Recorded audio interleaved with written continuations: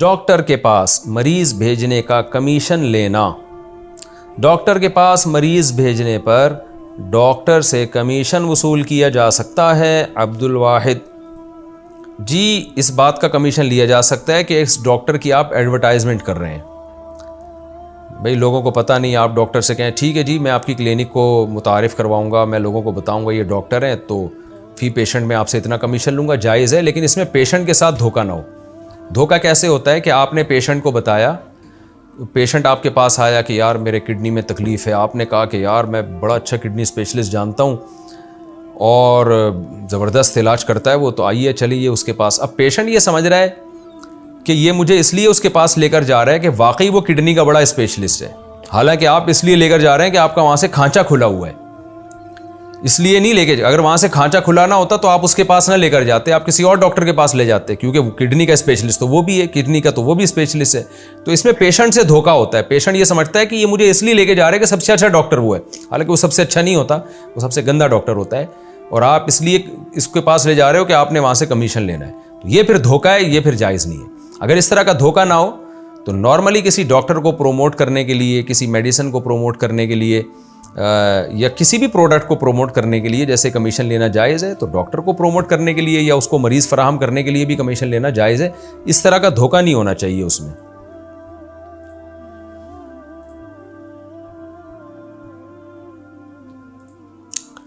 मस्जिद की तालीम में ना बैठने वाले को बुरा भला कहना।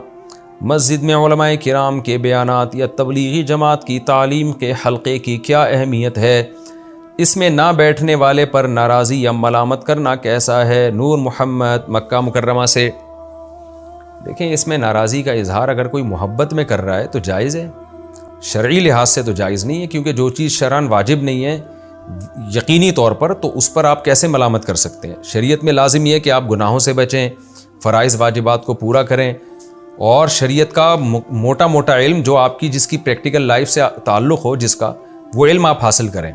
तो अगर कोई किसी मदरसे में हासिल कर लेता है, किसी यूनिवर्सिटी में हासिल कर लेता है, किताबें पढ़ के हासिल कर लेता है, या कहीं और किसी आलिम से हासिल कर लेता है, और वो तबलीगी हलक़े में या आलिम के दर्स में नहीं बैठता, तो उसको यकीनी तौर पे ये नहीं कहा जाएगा कि ये गुनहगार है, इसलिए कि जो मकसद था वो तो दूसरे तरीक़ों से भी हासिल कर रहा है वो। लेकिन अगर कोई इसलिए आपको बुरा भला कह रहा है, वो आपसे मोहब्बत करता है, जैसे माँ बाप बच्चे को स्कूल जाने पर डांटते हैं, तो हालांकि अब स्कूल जाना कोई फ़र्ज़ वाजिब थोड़ी है, लेकिन ज़ाहिर है उनको मोहब्बत होती है, उनको पता है भाई इसका फ्यूचर तबाह हो रहा है, तो इसलिए वो नाराज़ होते हैं। तो इसका शरीयत से ताल्लुक़ नहीं है, इसका ताल्लुक़ है मोहब्बत से। तो जिसको मोहब्बत होती है वो नाराज़ भी होता है, मलामत भी करता है, ताकि आप पढ़ लो, आप इंसान बन जाओ, आप अच्छे आदमी बन जाओ। तो बाज़ दफ़ा दोस्त अहबाब नाराज़ हो रहे होते हैं, आपके बड़े नाराज़ हो रहे होते हैं, भाई उलमा के दर्स में क्यों नहीं बैठते, तबलीग के हल्के में क्यों नहीं बैठते, इसलिए कि उनको आपकी फ़िक्र होती है कि नहीं बैठेगा तो बिगड़ जाएगा, ख़राब हो जाएगा। तो इस नाराज़ी को यूँ नहीं कहा जाएगा कि गोया शरीयत ने जब वाजिब नहीं कहा तो क्यों नाराज़ हो रहा है, तो ये नहीं, बल्कि कहा जाएगा मोहब्बत की वजह से नाराज़ हो रहा है ना। कि जैसे आप सुबह नाश्ता नहीं करते, माएँ नाराज़ होती हैं। अब कोई अम्मा से कहे अम्मा क्यों नाराज़ हो रही हो, मैं पराठा नहीं खा रहा, तो क्यों नाराज़ हो रही हो, क्या इस्लाम में पराठा खाना वाजिब है? बुखारी की कोई हदीस दिखाओ जिसमें लिखा हो पराठा नहीं खाता वो बच्चा नालायक है। तो यही कहा जाएगा भाई माँ को तुम्हारे फ्यूचर की फ़िक्र है, पराठा जायज़ है नाजायज़ है, हलाल है हराम है, ये बहस को छोड़ो। अम्मा चाह रही है बच्चा कुछ नाश्ता करके जाए, पेट भरा हुआ हो, भूखा रहेगा दोपहर तक, अधमुआ हो जाएगा, तो अम्मा को फ़िक्र होती है।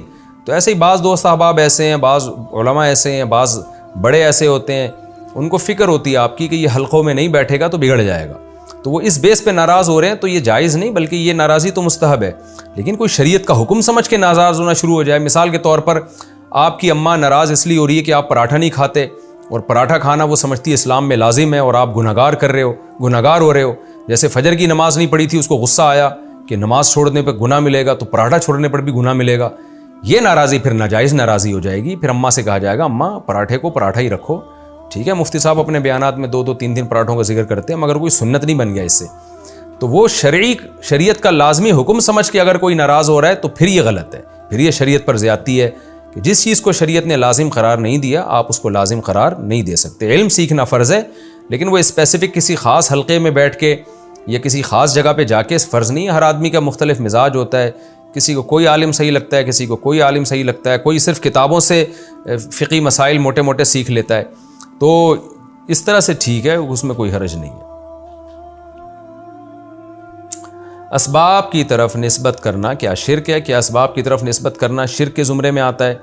मसलन मुझे अल्लाह ताला ने समंदर में डूबने से बचाया था, तो मेरा बतौर ज़रिया के ये कहना कि फ़लाँ चीज़ की वजह से बच गया था या फ़लाँ डॉक्टर और फ़लाँ दवा ने मुझे मरने से बचा लिया, तो क्या ये शिरक होगा? नूर मोहम्मद मक्का मुकर्रमा से। नहीं जी, ये शिरक नहीं होगा। अल्लाह ताला जब किसी को बचाते हैं तो किसी ज़रिए से ही बचाते हैं। आप यूँ कहें कि फ़लाँ चीज़ ने मुझे बचा लिया है, लेकिन अल्लाह का फ़ज़ल हुआ था। तो बाज़ दफ़ा डॉक्टर होते हैं, दवाएं भी होती हैं, बंदा नहीं बचता, तो वो निस्बत मजाजन की जाती है, हकीकी निस्बत तो अल्लाह ही की तरफ होती है। तो बाज़ लोग बड़े वहमी हो जाते हैं तौहीद के मामले में। कुरान में भी साबित है, अल्लाह ताला ने बहुत सी चीज़ों की तरफ निस्बत की है, यानी किसी चीज़ की निस्बत अल्लाह ने चीज़ों की तरफ की है। तो ख़ुद कुरान अल्लाह जब असबाब की तरफ निस्बत कर देता है तो उसको थोड़ी हम शिरक कह सकते हैं। इसका मतलब क्या खुदा न ख्वास्ता अल्लाह भी शिरक कर रहा है? माज़ अल्लाह। तो कुरान और हदीस में ये बात साबित है।